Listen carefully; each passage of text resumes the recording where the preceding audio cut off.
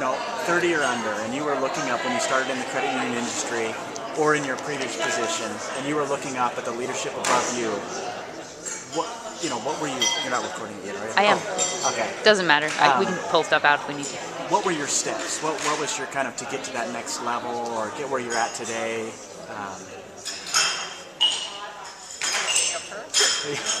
I wasn't thinking that hard about it, quite honestly. I was very focused on taking care of people. So I really started very small. Whatever I did, I just wanted to do it well. And when there were problems with people, I wanted those fixed. And because I came from a banking background where I saw a lot of abuse and decided at one point that I'm going to leave someday because of it, I wanted to align the ability to use financial services to help people. And so I wasn't thinking about me, and I wasn't thinking about my career. I just kept thinking about, okay. And then the more I looked around, I kept saying, I don't like how that runs. If I could make a difference someday, it wouldn't be like that. And then I look at the teller like, I don't like how people wait in line. If I could make a difference, I'd make a difference someday. So what I did is I just found myself taking on more and more responsibility to fix these little things that I had to make. So I really never looked at it from a career standpoint until way later. And then probably, and I was fortunate that, I worked for someone like Gary Oakland who gave me the opportunity, okay, Pat, we'll do it. Just do it. Just do it. And he let me go, Built parameters around me, but he didn't, hover. And so he allowed me to just keep fixing things. And then one day, all of a sudden, I thought, I wonder if I could be a CEO. And so I did ask Gary one day. I said, Gary, I'd like to just kind of learn more about what you do every day and how, how you became the CEO. Because we both started at the same time. We were close in age. And he just said to me, Pat, you know everything you need to know. Just do it. And so I thought, well, gosh, okay, so now I need to get serious about this. And so I should think about upgrading my degree. And so I decided to go to graduate school. And my first quarter, I thought I was crazy. And then after that, the rest was history. Once I got through my degree, then I got to thinking about all those recruiting letters that I got, 26 in 1 year. I never responded to one because I was happy. I all of a sudden thought, maybe I should call, maybe I should check into this. That's my story. What's your story? Really 3 principles that I think have guided me. One, very similar to Pat's, and that is not taking your eye off the ball. Never did I take off my eye off the ball that was in front of me at the time. Whether that's the member, whether that's the employee that you're with, 100% dedication to the cause at that moment.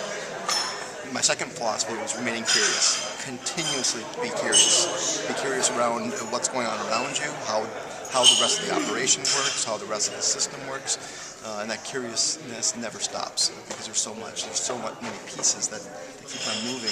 And you take risks. Tell them about all the moves that you've made in your career. There's a lot of risk in that. Sometimes you don't know what the landscape might be under you, what the footing is underneath there. But I feel that if you keep your eye on that ball, in the service that you're forth for yourself and for your members, the rest will fall into place. The third piece, the third philosophy is probably so aligned with that as well, and that is lifelong learning. The learning's never done.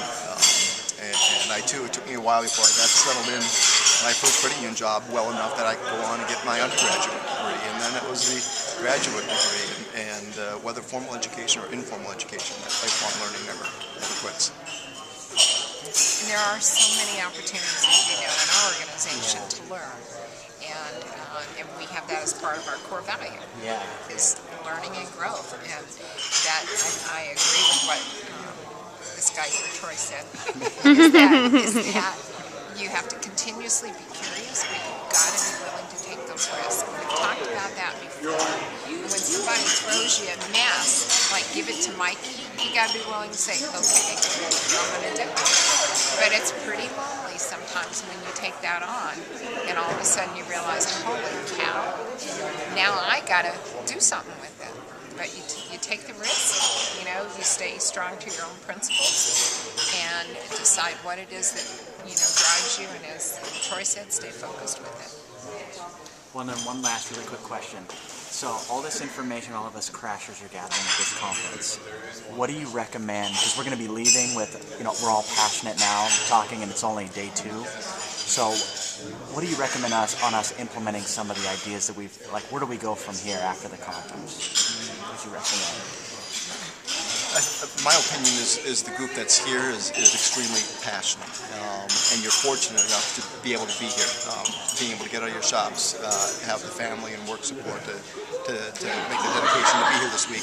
There's many others of you or people who fit that profile that don't have that opportunity. So somehow to bundle up that energy, that passion and learnings, and probably help embed it back into the industry, and whether that's through the formal structures or informal structures that are out there, you are picking up things that we may believe we're delivering or are unintended deliveries of this conference and the gatherings, and there might be huge gaps that we're missing.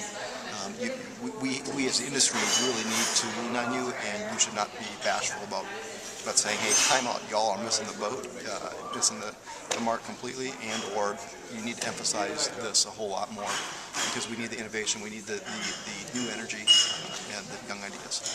And dare to be different respectfully. Close your ears, Troy. And that includes even at district meetings and so forth. Get involved in those leadership roles.